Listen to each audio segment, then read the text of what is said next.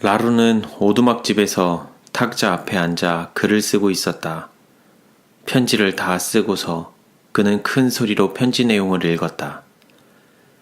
주님 안에 있는 친애하는 형제들에게 제가 재림교회 성도가 되기 전, 그러니까 8년 전, 저는 앤더슨 밸리에서 양 치는 일을 시작했습니다.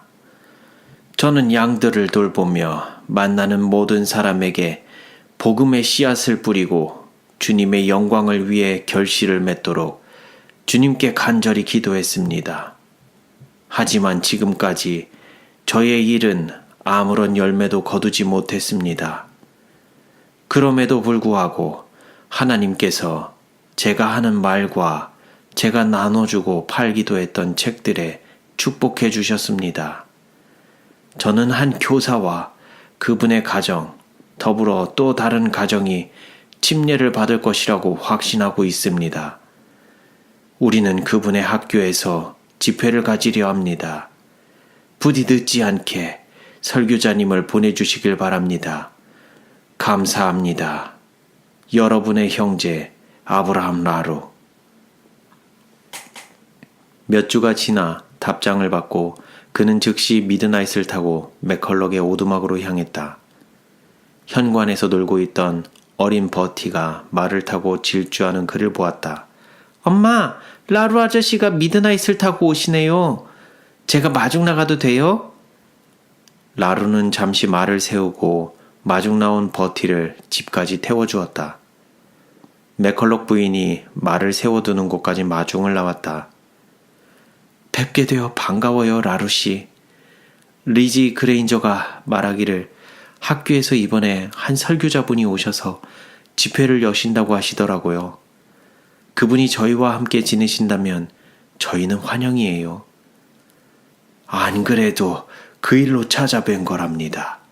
오늘 편지를 받았는데 몇 주간 집회가 계속될 거라고 하더라고요. 제 오두막이 두 분 댁보다 공간이 넓어서 리틀 리버에서 오는 스티큰이라는 제 친구가 머무를 계획입니다. 이곳에서 처음 설교를 했던 재림교회 목사이지요.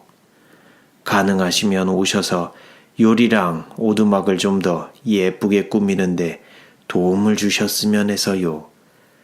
그렇게 해주신다면 정말 감사할 것 같아요. 도와드리고 말고요. 남편도 흔쾌히 그렇게 하자고 할 거예요. 아유, 정말 감사합니다. 제가 좀 바빠서 이만 가봐야겠네요. 골짜기 모든 가정에 집회에 대해서 알릴 생각이거든요. 저도 도울 수 있어요? 어린 버티가 물었다. 아브라함 라루가 버티의 어깨에 손을 얹으며 말했다. 아이, 그럼 제재소에서 오는 벌목꾼들이 대부분 너희 집 옆을 지나가지 않니? 네가 그 사람들에게 모임에 대해 말해주면 되겠네. 그리고 어머니와 함께 기도도 하고. 그는 어린 소년에게 미소를 지어 보이고는 말에 올라탔다. 언덕을 내려가며 손을 흔들었다. 한 젊은 설교자와 윌리엄 M. 힐리 부인이 도착한 날에 비가 계속 쏟아졌다. 뒤늦길임에도 불구하고 학교는 설교 첫날 밤 사람들로 가득 들어찼다. 어허, 저렇게 분명한 기별은 처음 들어보네. 모임이 끝난 후 몇 사람들이 라루에게 말했다. 진리임에 틀림이 없어. 들은 설교 중 최고의 설교였어요. 설교자가 어려 보이긴 하지만 말하는 건 한 50년을 설교한 사람처럼 유창하더구만. 라루가 활짝 웃으며 말했다. 매일 밤마다 오세요. 설교를 놓치면 후회하실 거예요. 사람들은 계속 집회에 참석했다. 침례에 대해 설교한 후 젊은 설교자는 예수님을 따르기를 원하는 사람들에게 자리에서 일어서 달라고 요청했다. 곧 라루는 여기저기에서 움직이는 의자 소리를 들었다. 그레인저와 그의 아내가 자리에서 일어나는 것을 보는 순간 라루는 마음이 벅차올랐다. 잠시 후 다른 사람들도 일어나는 소리가 들렸다. 맥컬럭 가족이었다. 라루가 고개를 돌려 그들을 바라보자 어린 버티가 활짝 웃으며 그를 향해 손을 흔들었다. 다른 몇 사람도 자리에서 일어났다. 라루는 너무 기쁜 나머지 8년 전 불쾌한 야유와 조롱을 받았던 기억들을 잊게 되었다. 집회와 성경 연구 모임이 한 주 더 지속됐다.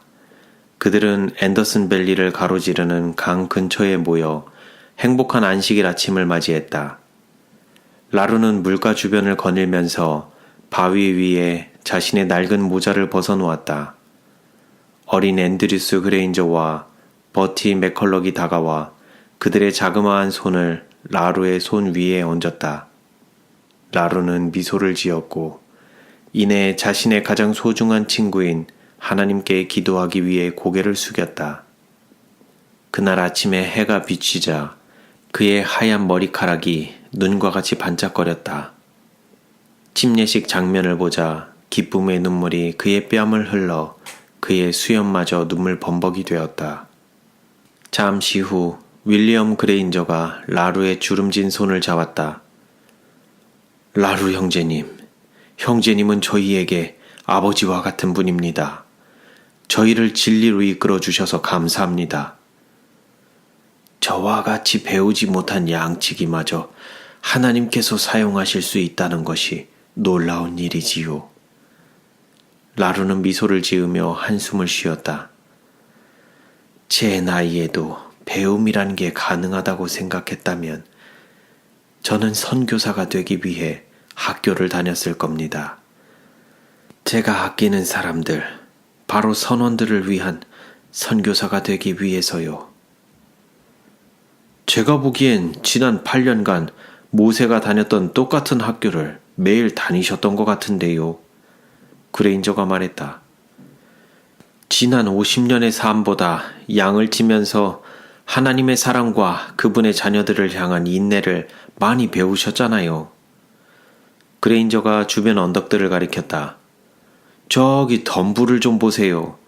저 덤불 중 한 곳이 앞으로 형제님이 하나님을 만나서 그분의 뜻을 받게 되실 가시덤불이 될 것 같은데요. 하나님께서 모세가 80살이 되었을 때 그를 다시 이집트로 보내셨잖아요. 아마도 그분께서 형제님을 세상 곳곳의 항구 도시들로 보내실지도 모르죠. 라루는 1년 더 양을 돌봤다.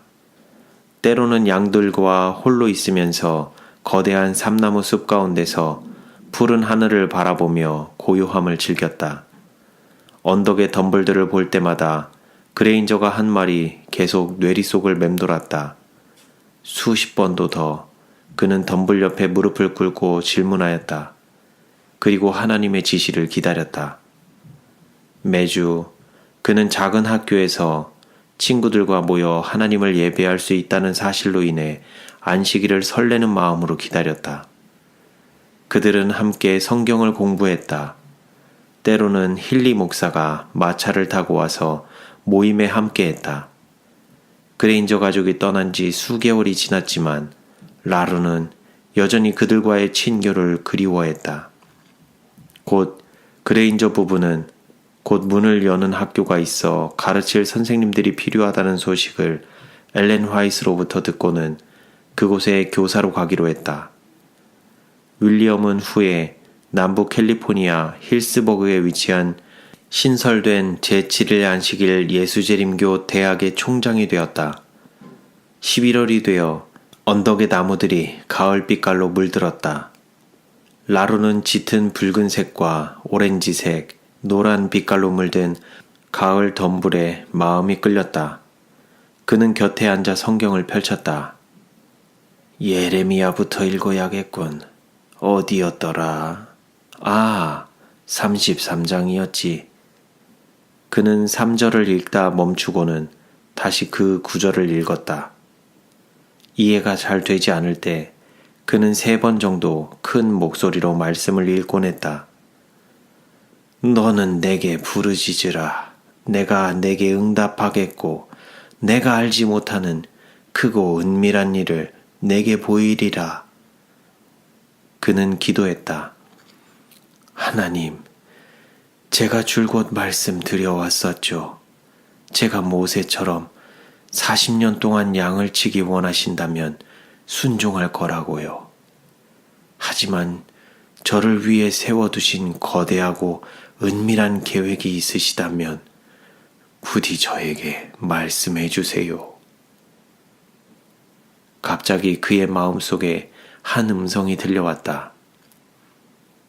그레인저 부부와 함께 대학으로 가서 공부를 시작하여라. 2주가 지나서 라루가 윌리엄 그레인저의 집을 찾아갔다. 들어오세요. 윌리엄 그레인저가 그를 맞이했다. 라루는 가방과 침구 꾸러미를 내려놓고는 성경을 열었다. 라루 형제님, 어쩐 일로 여기까지 오셨어요? 그레인저는 자리에서 일어나 그의 친구의 손을 잡았다. 혹시 두 분이 계신 대학이 나이가 50대인 학생도 받아주나 궁금해서요. 물론 여기서 공부하실 수 있죠. 학생들과 선생님들도 형제님을 환영할 겁니다. 학비나 생활비를 내려면 일을 해야 할 것 같은데요. 매달 얼마 정도가 들까요? 과수원하고 목재 저장소, 대장간에 일꾼이 필요한데요. 숙식비와 빨래, 학비를 합치면 한 달에 $30 정도가 들어요. 그레인저가 말했다. 그럼 언제 일을 시작하면 될까요? 제가 나이가 많다 보니 시간이 많이 없거든요. 선원들을 위한 선교사가 되려면 배워야 할 것이 너무 많답니다. 가능한 많은 성경 수업을 듣고 싶어요. 대학 학생들은 금세 백발의 그부를 사랑하게 되었다. 그는 모든 사람을 친절하게 대했고 배려했으며 그 덕에 식당에서 그의 옆에 앉는 경쟁이 붙을 정도였다. 그리고 그 시간에 학생들은 바다에서 보낸 그의 경험에 많은 질문을 했다. 학생 기록부를 통해 그레인저 부인은 라루의 60번째 생일이 언제인지 알게 되었다. 그녀는 케이크를 만들어 배 모양으로 장식을 했다. 배의 돛에 그녀는 이렇게 적었다. 60에 떠나는 하나님을 위한 항해. 학생들도 그녀가 준비한 깜짝 파티에 대해 알고 있었다. 그들은 문을 보며 신호를 기다렸다. 그레인저 부부가 식당 문을 열자 모두가 일어서서 노래를 불렀다. 생일 축하합니다. 생일 축하합니다. 깜짝 놀란 라루 앞에 그레인저 부인이 탁자 위에 예쁘게 만든 케이크를 올려놓았다. 놀란 라루는 수염을 쓸어내리며 정신없이 사방을 둘러보았다. 마침내 탁자 주변으로 그의 말을 듣기 위해 학생들이 모여들자 그의 머릿속에 할 말이 떠올랐다. 제일 기억에 남는 생일 케이크는 제가 11살 때 하늘에서 별들이 떨어진 직후 저희 어머니께서 만들어주신 생일 케이크였어요. 늙은이 선원을 위해 생일 파티를 열어주시니 감사합니다. 오래전 저는 예수님께서 곧 재림하신다는 것을 알지 못했습니다. 이제는 저의 존재의 이유는 예수님을 뵙는 것과 지난 10년간 제 삶을 기쁨으로 가득 채워준 복음을 다른 사람들에게 나누는 것이랍니다. 마침 이야기를 하려고 했는데 지금이 좋겠네요. 저는 곧 학교를 떠나 선원들에게로 다시 돌아갈 생각입니다. 바다에서의 삶은 굉장히 고되고 외로워요. 게다가 대부분의 선원들은 어린 소년들이고요. 계속되는 노동과 빈약한 식사뿐 아니라 집과 가족들에게서 떨어져 지내다 보니 아이들은 부주의하고 거칠게 변하거든요. 저는 가서 아이들에게 하나님께서 그들을 사랑하시고 결코 떠나지 않으신다고, 아무리 거친 바다에서도 그들과 함께 하신다는 사실을 전해주고 싶어요. 몇 주 전에 선교부에 편지를 보냈습니다. 일이 아무리 어려워도 괜찮으니 어디든 새로운 장소, 기왕이면 중국으로 보내달라고 했죠. 소식을 듣는 대로 떠날 생각입니다.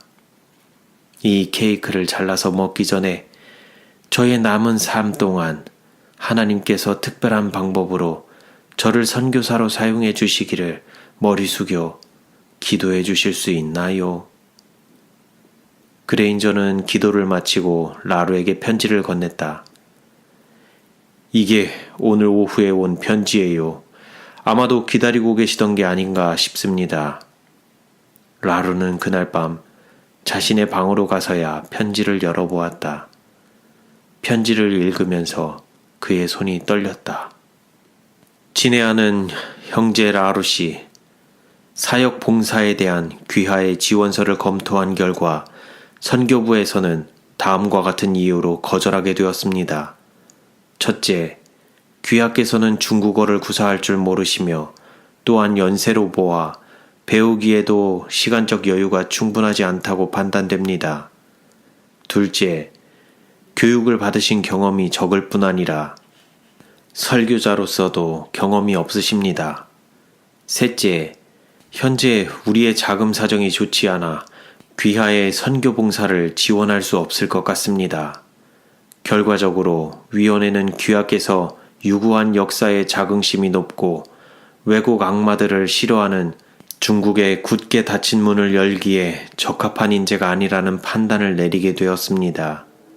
중국 선교사로서 기회를 드리지 못해 유감입니다. 하지만 태평양 제도 중 한 곳에서 자비량 선원 선교사로서 일하시도록 제안합니다. 선교부 올림. 처음 그는 마치 과거 전 재산을 잃었을 때와 비슷한 감정에 휩싸였다. 그의 기독교 형제들이 자신에게 남은 전부, 즉 자기 자신의 사랑과 재능이 담긴 봉사를 거절한 것이었다. 어릴 적 아버지는 내가 너무 작고 허약하다며 일을 시키지 않으셨지. 이제는 형제들이 내가 늙고 배우지 못했다고 기회를 주지 않는구나. 그가 혼자 중얼거렸다. 충격과 실망감에 그는 창밖의 어두운 하늘을 바라보았다. 별 하나가 흐릿하게 반짝이는 것을 보고 그는 밖으로 나갔다. 편지는 펼쳐진 채로 탁자 위에 놓여 있었다. 그는 어두운 밤길을 걸으며 편지로 인한 충격과 쓰디쓴 감정에 맞서 싸우고 있었다. 몇 시간 동안 그는 길을 걸으며 기도했다. 하지만 그는 혼자 걷고 있는 것이 아니었다. 그를 이해하는 누군가가 그의 곁에 함께 걷고 있었다. 그분 또한 자신의 백성들로부터 버림을 받았던 분이다. 시간이 지나면서 그는 자신의 마음의 상처를 예수님께 내어드리고 그분께로부터 평안이라는 선물을 받을 수 있었다. 정신적 고통으로 지친 그는 잠시 멈춰 나무에 몸을 기댔다. 하늘에는 오리온자리 별들이 있었다. 망망대해에 있으면서 뱃길을 찾기 위해 저 빛나는 별들을 얼마나 자주도 바라보았던가. 그는 기도를 했다. 아버지, 이제 모든 것을 알 것 같아요. 하나님께서 여전히 저를 인도하고 계시는군요. 저 별들처럼 저도 빛을 발할 수 있어요. 그리스도인 형제들이 아닌 오직 주님만을 의지하길 원하셨군요. 주님만을 의지하오니 뜻대로 하여 주세요. 선교부에서 한 이야기가 맞아요. 저는 중국어를 배우기에 나이가 많고 설교도 할 줄 모르죠. 하지만 주님의 약속에 의지하려고 합니다. 저의 마음에 주님의 재림에 대해 말해야 한다는 소망을 심어주셨잖아요. 커다란 항구 도시에서 선원들에게 주님의 사랑을 나누고 싶습니다. 많은 일을 할 순 없겠지만 전 주님이 가라고 하시는 곳으로 가고 또 말하라고 하시는 것을 전할 준비가 되어 있어요. 선원들을 위한 선교사가 될 수 있는 희망을 주셔서 감사합니다. 예수님 이름으로 기도드립니다. 아멘. 다음 날 이른 아침, 라루는 자신의 낡은 가방과 침구 꾸러미를 챙겼다. 그가 방문하자 마침 그레인저 가족이 아침 식사를 마쳤다. 인사를 하러 들렀습니다. 그가 말했다. 제가 젊지 않은 관계로 선교부에서는 저를 중국으로 보낼 수 없다고 하네요. 하지만 태평양에 있는 섬들에는 자비량 선교사로 갈 수 있다네요. 그래서 지금 샌프란시스코로 가서 호놀룰루로 가는 배를 알아볼 생각입니다. 이번 학기를 보니까 다른 젊은 대학생들보다 제가 아직은 일을 더 잘하는 것 같더라고요. 하나님이 어디로 저를 보내시든 그곳에서 선원으로 계속 일할 수 있을 것 같아요. 하지만 라루 형제님, 그곳에 도착하신다 하더라도 음식이며 살집을 어떻게 마련하시려고요? 그레인저 부인이 걱정스러운 표정으로 물었다. 그건 걱정하지 마세요. 떠나기 전에 오클랜드에 있는 퍼시픽 출판사에서 책과 잡지를 충분히 살 만큼 돈을 모아놨어요. 하나님께서 생활비를 마련할 만큼 책이 충분히 팔리도록 도와주시겠죠. 그럼 충분합니다. 저희가 도울 일은 없을까요, 라루 씨? 윌리엄 그레인저가 물었다. 있어요. 학생들에게 매일 기도하라고, 더불어 저를 위해서도 기도 좀 해달라고 얘기해 주세요. 라루는 짐을 들려고 허리를 굽혔다. 현관으로 나간 뒤 그가 잠시 멈춰 섰다. 하나님께서는 젊은 선교사들을 위해 길을 예비하라 하며 저를 보내시는 거예요. 성령님께서 선교부 사람들을 감동시키셔서 여러분을 해외로 파송시킨다면 그곳에서 두 분을 뵐 수 있겠죠. 그렇지 않으면 예수님 오실 때 만납시다. 라루가 기차역으로 황급히 걸어갔다. 거기서부터 그는 보이지 않는 숨겨진 하나님의 여정을 시작한 것이다.